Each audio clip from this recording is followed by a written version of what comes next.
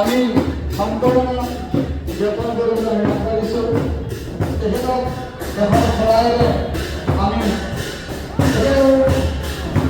আকৌ আমি জ্ঞাপন কৰিবলৈ ওলাইছোঁ। এয়া পহিলা বৰ্ষত এখন শৰাইৰে আমি শুভাগীত জনাম আমাৰ অনিল শৰ্মাই এই শৰাই প্ৰদান কৰিছে। আমি এই মাতৃগৰাকীক এখন সম্বৰ্ধনা পত্ৰ দিব লাগিছিল, কিন্তু আমি দিব পৰা নাই, কিন্তু আমি দিওঁ।